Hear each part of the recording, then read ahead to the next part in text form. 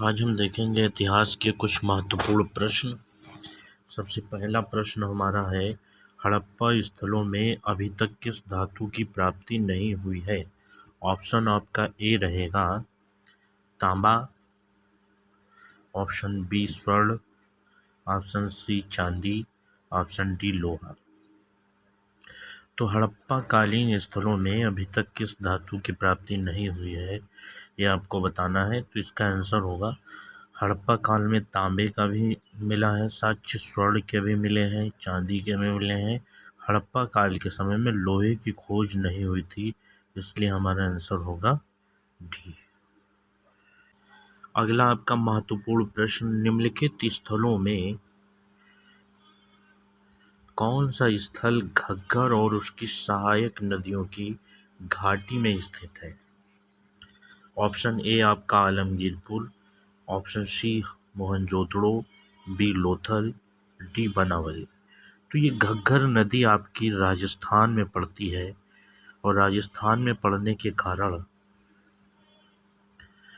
इसका जो आंसर सही होगा वो बनावली होगा, क्योंकि बनावली ये राजस्थान में स्थित हड़प्पा कालीन स्थल है और यह घग्गर नदी के किनारे है। अगर हम आलमगीरपुर को देखें तो ये उत्तर प्रदेश में हिंडन नदी के किनारे है। मोहनजोदड़ो ये सिंधु नदी के किनारे पाकिस्तान में स्थित है, और ये लोथल आपका भगवा नदी के किनारे है।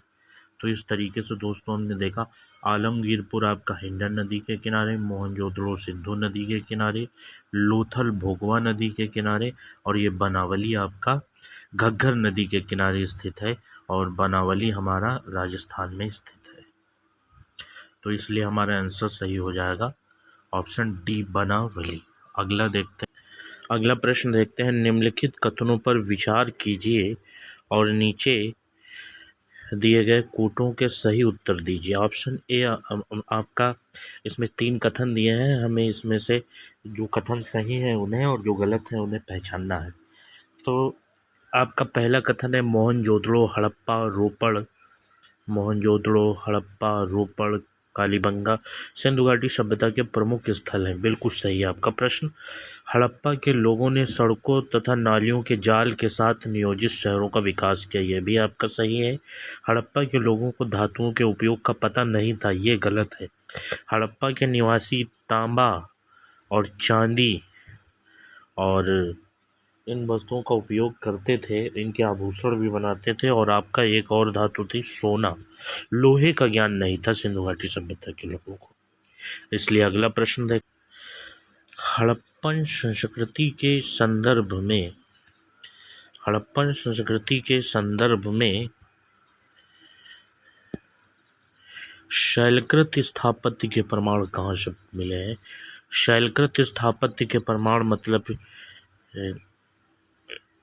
वे पत्थर जिन पर नक्काशी की गई हो या चित्र बनाए गए हो, किस सिंधु घाटी सभ्यता स्थल से मिले हैं? आपका ऑप्शन है कालीबंगा, बी धौलावीरा, सी कोटदीजी, डी आमरी। तो इसमें सही है दोस्तों आपका आंसर बी। यहाँ से आपको जो है स्थापत्य कला के साक्ष्य मिले हैं। धौलावीरा यह आपका गुजरात में स्थित है, गुजरात राज्य में स्थित है धौलावीरा से शैलकृत स्थापत्य के प्रमाण मिले हैं। शैलकृत मतलब चित्रित पत्थर और नक्काशीदार पत्थर, ऐसे पत्थर जिन पे चित्र बनाए गए हों या छेनियों से काट के नक्शा बनाया गया, उन्हें शैलकृत स्थापत्य कहते हैं। तो उसके प्रमाण हमें मिले हैं धौलावीरा से। अगला प्रश्न हम, निम्नलिखित में से कौन से स्थल में 3 नगरों के अवशेष प्राप्त हुए हैं? 3 नगरों अर्थात एक था पूर्वी टीला, एक पश्चिमी टीला, और एक आपका ये भी R7 पे। तो इस तरीके की जिसकी संरचना है उसे हम 3 नगरों के अवशेष कहते हैं।